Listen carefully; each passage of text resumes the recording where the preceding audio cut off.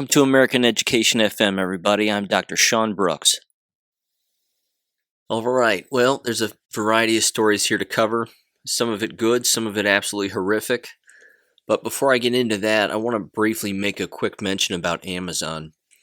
I've finished another book here, roughly my 8th, and in an attempt to upload it to Amazon, within approximately 2 hours, they immediately said that it broke their terms of service. I'm not surprised by that. So I've uploaded it to Barnes & Noble online through their independent publishing outlet, and we'll see what ends up happening. But one of the things I think that Amazon is doing is they are clearly not only using not algorithms, but they'll take a manuscript and they'll run it through sort of a word search to see what words pop up. And if there's a variety of words that pop up that they don't like, regardless of how frequently they pop up, they're just going to say that your manuscript breaks our terms of service and we're not interested. So they're clearly censoring, the words like COVID, mask wearing, specific names of people, a number of different things. So that doesn't surprise me. The part that I think that is even worse beyond that is that it's evident that now they're going straight for the reference section of a book. And they're using this particular guideline that they've created just within the last few months that essentially says, if your work is easily found on the internet, then it can't exist inside of a book. Which means, even if you're referencing something accurately, or you're quoting a particular article, whether it be an academic article or something else, an editorial, whatever it may be, they're not interested in publishing any work that furthers that work, or even references that work. They also don't want you referencing websites. And if anybody's curious, back in the day, referencing a website, in particular in the 90s and even early 2000s, referencing a website was considered sort of frowned upon. People didn't want to do that. They both didn't want to do it. They were told it wasn't a viable reference within a book or a manuscript. And as it turns out now, it is a viable reference. In both APA format, Chicago style, it doesn't matter the format that you're using, but it is a viable reference to use a website as a reference. In particular, when there's no author specifically associated with it, you can still use a website as an address. So the point there is that Amazon is going after websites that you may link within your books because they, again, don't want you to educate your reader further on content that does exist on the internet. So I'm going to throw out this little hack, and I'm not advocating for this per se, but it would be interesting to see if this worked. And I'm not doing this with this particular book, but it would be interesting to see if an individual just flat out plagiarized everything that they had referenced accurately within their book. If they went back in their manuscript and they just said, you know what, I'm going to take away the quotations, I'm not going to italicize anything, and I'm not even going to give credit to the authors who actually wrote or referenced what it was that I was referencing in my book. I'm just going to claim that it's all mine, and then what I'm going to do is delete the entire reference section. And do that just in the interest of getting factual information out to the public. Would the book then pass their terms of services? I think that would be an interesting little test to do. I'm not going to run that test, but if somebody's interested in doing that through the Kindle Direct Publishing services and their self-publishing outlet there on Amazon, that would be an interesting little trick maybe. Again, you may even have to take words like COVID or mask wearing and give them different names. Mockery names or whatever you want so that their little system doesn't pick up on what those words are.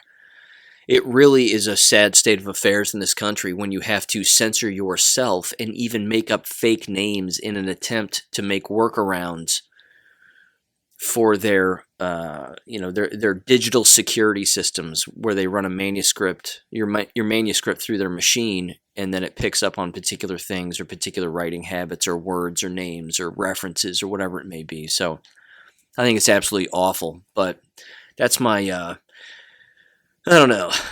That's my $3 on Amazon. So with that aside, some good news here. I mentioned earlier in a previous episode that the West Virginia legislature was going for the throat of critical race theory, which is a good thing, and they were pushing forth legislation to basically get rid of it and make it illegal, not just within schools, but within workplace environments as well. It seems that Iowa now is doing the same. So this too comes from Chris Ruffo's not website, but Twitter account. It says, breaking, Iowa state legislature introduces a bill to ban critical race theory programs that traffic in racial stereotyping and collective guilt. The beauty of this legislation is that it would equally prohibit the old-style racism of the Klan and the new-style racism of critical race theory. So I'm going to read through just the 2 pages that he has linked here. House Study Bill 258 introduced a bill for 4 points here, or 4 lines rather, an act providing for requirements related to racism or sexism trainings at and diversity and inclusion efforts by school districts and public post-secondary educational institutions, be it enacted by the General Assembly of the State of Iowa. And then there's one section here with 8 subsections. So it says Section 1, 26(1)H.7, race and sex stereotyping training by institution prohibited. For purposes of this section, unless the context otherwise requires, divisive concepts, which I mentioned in that previous legislation. Again, and little subnote here, this is the interesting part about the West Virginia bill. The West Virginia bill can easily be copied and picked up by any state. Just cut and paste the entire thing. Say it's yours. Who knows? Give credit to West Virginia and say, hey, thanks, West Virginia. Now we're going to use your same bill and we're just going to repeat it. And just repeat it over and over again. Just keep doing it from state to state. Because here's this word again, divisive concepts again in quotes. Includes all of the following. And then 1, 2, 3, 4, 5, 6, 7, 8. Okay. It says that one race or sex is inherently superior to another race or sex, that the United States of America and the state of Iowa are fundamentally racist or sexist. So again, it's getting rid of all of these things. It's getting rid of any instruction that has to do or believes in any of these particular points. 3, that an individual by virtue of their individual's race or sex is inherently or systematically racist, sexist, or oppressive, whether consciously or unconsciously. Well, thank God for that. Number 4, that an individual should be discriminated against or receive adverse treatment solely or partially because of the individual's race or sex. Point 5, that members of one race or sex cannot be and should not attempt to treat others without respect or to race or sex. 6, that an individual's moral character is necessarily determined by the individual's race or sex. 7, that an individual, by virtue of the individual's race or sex, bears responsibility for actions committed in the past by other members of the same race or sex. And then point 8, which is the last one he has here, although I'm sure it's much longer. Quote, that any individual should feel discomfort, guilt, anguish, or any other form of psychological distress on account of the individual's race or sex. Yeah. So just keep cutting and pasting these bills. That's all. I'm not a lawyer, not a representative, but I don't see it as being a difficult thing to simply cut and paste a bill or a bill proposal and then use it yourself within your own state or local government. By all means, go for it. So there's that. The next thing I wanted to play here is a very disturbing audio from the Los Angeles Unified School District. And it's a video. I'm just going to briefly describe kind of what's in the cartoon here. And it is a cartoon, approximately a minute and a half long or so. But It's a cartoon that has children within this school district. It seems to be either a proposal or something that's already happening. But it causes the students to, or forces the students to take a daily questionnaire on their own personal health status. And then they are printed out a QR code that basically says that they're allowed inside of the school and that their health is just fine. And then this QR code again follows them around all day long, and then maybe they have to come back the very next day and do the exact same thing over again. It is a barcode for your child, for their own health, on a daily basis. This is a nightmare, to say the least. So I'm going to play the audio here. Here we go. There's never been anything like this virus in our lifetime. Often, it's hard to see the effects it's having on our children. Has this conversation taken place in your home? Mom, I'm scared about going back to school. I don't want to get sick, and I don't want to get you and Dad sick. Our scientists tell us there are 3 things we must do to stay safe. Wear masks, make sure we social distance, and wash our hands. And now, your school, with the help of Microsoft Corporation, has created another. Introducing Daily Pass, your exclusive ticket for safely going back to school. Each week, you can schedule your free on-campus COVID test. The results are displayed in your Daily Pass. And if you choose to take your test off campus, you can post the results in your Daily Pass. And the moment vaccinations are available, you'll simply be able to schedule yours through your Daily Pass. But the real magic is your daily health check. Just answer a few simple health questions every day, and like magic, your entrance ticket appears.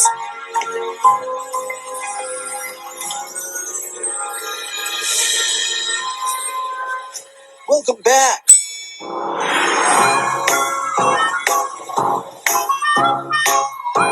Welcome to school.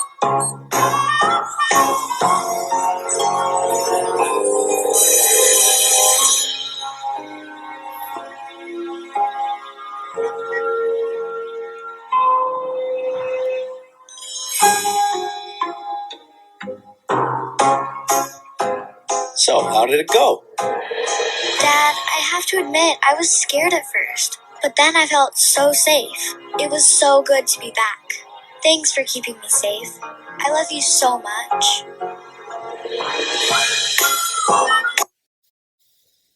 Okay, so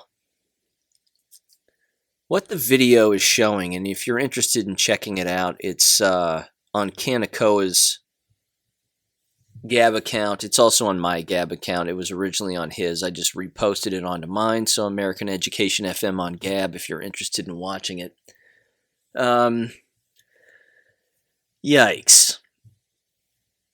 So Raquel Ramirez gets to go to school after having taking a self-examination of a questionnaire on how she's feeling. First of all, who in the hell? I mean, I can't... This is so funny from the very beginning of this thing. I mean, think about it from the top. And think about it from the perspective of a child who doesn't want to go to school. All the child has to do, all they have to do, is just answer the questions in the negative. Yes, I have COVID. Yes, I feel sick. Yes, I feel nauseous. That's all they have to do. And then what do they have to do? Print off this QR code and then do what?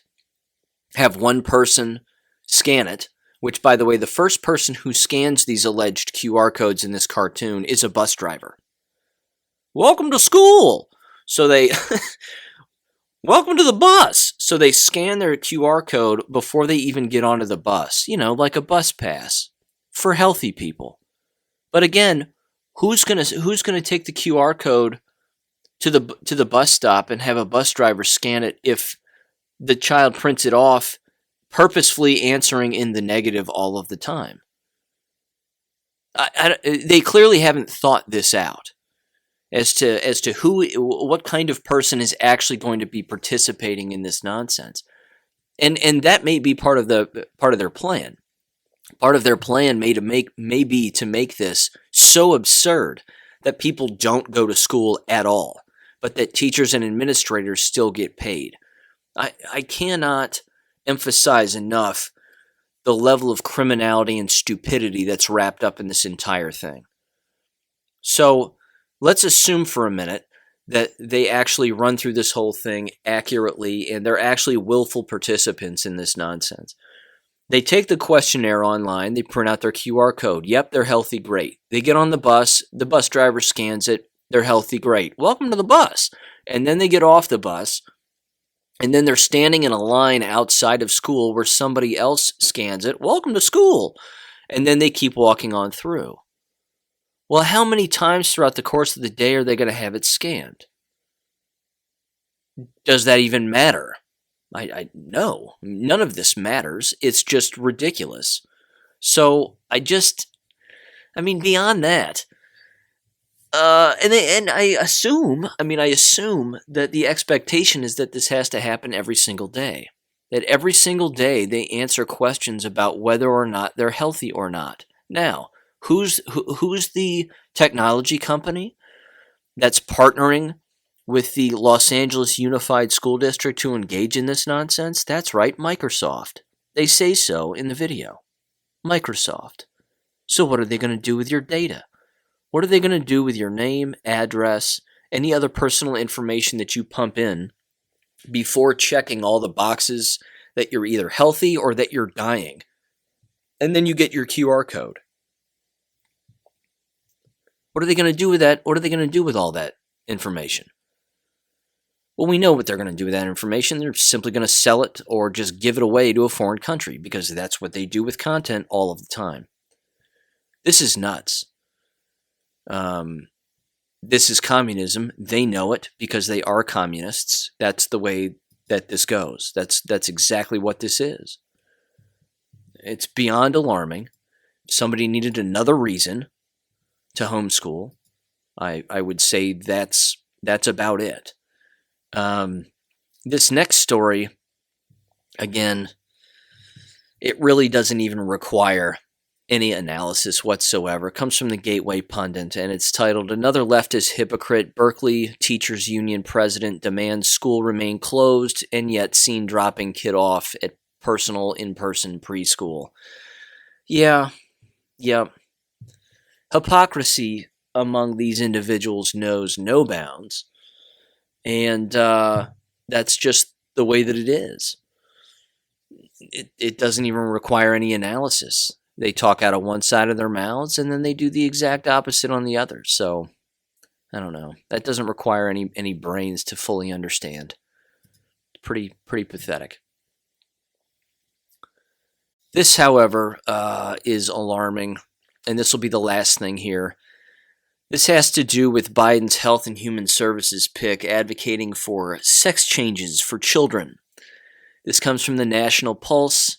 This video, too, has made its way around Gab pretty well. Probably not Twitter. I would assume it'd be a pretty quick way to get your Twitter account deleted. But, yeah, Dr. Levine's time, it says, quote, Dr. Levine's time as Secretary of Pennsylvania Department of Health. Levine and Pennsylvania Governor Tom Wolf drew headlines by engaging in a draconian campaign of threats against counties that questioned state COVID-19 guidelines and wished to reopen their local economies as local businesses fell into despair. It continues, blah, blah, blah. And then there's this lecture that they gave where they were talking about transforming their children. And I'm going to play that now, and it's awful. And it includes a slideshow, which I'll probably pause and then read some of the slides from it. Again, this was back when this man who thinks they're a woman was apparently giving a lecture at Franklin and Marshall College. And I'm just going to let their own crazy words speak for themselves. So here we go. There's background music, by the way, which kind of gets in the way of what they're saying, but I'll pause it from time to time and just read what's on the slides. So what if you remember puberty? Wasn't that fun? Wasn't that a lot of fun? So what if you're going through the wrong puberty?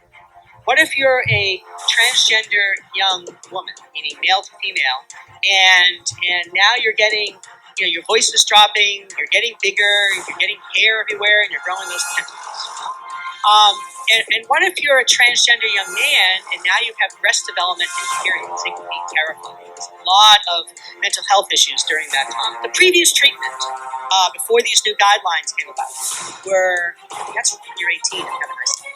Basically, there was no medical treatment for individuals that were under 18. So there are new guidelines. These are the new guidelines that are very well accepted by healthcare professionals. They're international guidelines, and most children's hospitals will, for pre-pubertal children, there is no medical treatment. Well, that kind of makes sense. I mean, they're pre-pubertal, so they don't really have clinical levels of sex hormones, so what medical treatment? So the idea would be to see a counselor or a therapist who is supportive, who has knowledge about these issues, to, you can some see me medically, and depending on their age, come see me in a year or two. Nothing medical. The first phase, in the young adolescent age, is to give what are called a pubertal block. You give a medicine to block the progression to start low doses, you gradually increase, so that they never go through the wrong puberty. That way, for a transgender woman, male to female, their voice doesn't drop, they don't have hair, they don't have electrolysis. For a transgender man, they don't have breast development, they don't need surgery, they don't have periods, etc. So you block puberty, and then you can, at the appropriate time, send them through puberty consistent with their gender. If they're under 18 and they're not an emancipated minor, meaning if they're under 18 and they are on the street or they're completely emancipated from their parents, then you can do treatment. This little boy was great. He said, puberty was awful. My body changed from what I wanted. I grew hair and tentacles. And I went, Johnny, you grew tentacles. You mean testicles? And he went, oh, yeah, testicles. Hilarious. This person belongs in a mental institution. End of story. End of story. This is a human being that is a man, dresses like a woman, and advocates for children, minors, to engage in swallowing puberty blockers to destroy testosterone and estrogen within their own bodies, and then be legally allowed to engage in surgery to cut their own genitals off without their parents' consent. If you need any other information to understand that this is satanic, perverted, mental illness, and 1,000 other things, I can't help you. No one can help you there. If you advocate for this or think this is normal, or even worse, criticize me or anybody else for standing up for children against this monster, then you have a problem. The problem lies with you. End of story. If you're advocating for this, there is something wrong with you. Now, they get into details, of course, which it's not even worth mentioning the stupidity of it, because we're talking about pretend. We're talking about made up things, the wrong kind of puberty. Remember puberty? That was awful. Well, what if they're having the wrong kind of puberty, he says. And yes, it's a man. I'm going to say he because it's a man. He can pretend woman all he wants. He's a man. So, just like that, what if you're having the wrong kind of puberty? He's implying that a man, a boy, who's going through puberty, but thinks they're a female, that what's happening to them biologically is wrong. It's the wrong kind of puberty. No, it isn't. It's the right kind of puberty. What's wrong is their mental frame where they think they're a woman, just like the person giving the lecture. This is beyond an abomination. I cannot believe that this is happening. I can't believe that somebody like this has made their way all the way up the political framework, so to speak, and that this room is actually packed with people. It's packed with college students, and people are sitting there actually listening to it. There was a Q&A section at the end of their lecture, and I don't know if the entire lecture is online or not. It might be. It probably is somewhere. But the first question in the Q&A should have been, yes, I have a question. Why are you not in a mental institution? And how many sexual crimes have you personally engaged in against children? Those should have been the first two questions out of anybody's mouth. And again, why people are even sitting there listening to this is beyond me. Why were they even listening to this lecture? They should have just never even gone, or all agreed to go and just stand up and leave. That would have been maybe a little more impactful. I don't know. But it is a sad state of affairs when people believe that abusing minors is the norm and that such behavior is 100% fine. So here's the last story, and this exactly goes along with, unfortunately, just more child abuse and how stupid people actually are. They read one thing, they believe it, and then they'll actually act on it. And the simple fact that there are countless parents out there who just willfully let government tell them how to raise their children and they follow is astounding to me. I don't know. The stupidity of human beings just blows me away. But this too I reposted on my Gab account. It comes from Rouge at Rouge on Gab. And it says, quote, municipal government in southern Ontario advises parents to quarantine little children in a separate bedroom and make them eat alone if they were potentially exposed to coronavirus. Parents are actually taking the advice. Now there's three. This is horrible. There are three pictures here, 2 tweets, and then one poster here. The poster comes from Region of Peel, working with you. peelregion.ca/coronavirus. So it says at the top, COVID-19. What to do if your child is dismissed from school or childcare? If your child does not have any symptoms. Does not have any symptoms. Keep that in mind. Does not have any symptoms. There's a picture of a door, a picture of a house, and a picture of a computer. A person behind a computer. So the first one, the picture of the door. It says the child must self-isolate, which means stay in a separate bedroom, eat in a separate room apart from others, use a separate bathroom if possible. If the child must leave their room, they should wear a mask and stay 2 meters apart from others. It's strongly recommended to test for COVID-19 on or after the date listed in your letter. Then the picture of the house. It says, any other children who live in the same address, quote, should stay home from school or childcare until the child who is a close contact returns to school or childcare. Next, does not need to self-isolate in a separate room. And finally, should not go out to play with friends or see family who don't live with you. And then the last one, picture of the person behind the computer here. It says adults living at the same address can go to work unless the child develops symptoms or tests positive, should check for COVID-19 symptoms for everyone in the household every day, and healthcare workers should check with their employer about their organization's policies. And at the bottom in red and white, it says, if anyone at home develops symptoms or tests positive for COVID-19, everybody in the home must stay home and should get tested. Do not go to school or work to avoid the risk of spreading COVID-19. Now let's go to Twitter. And this is at My Island Dreamer on Twitter, Red Island Dreamer. You should bombard this person with tweets, by the way, once you're done hearing it. It says, quote, and so the 14-day isolation begins. Nothing has broken my heart like the sound of my 10-year-old crying while I sit on the other side of the door and tell him 14 days will go quickly.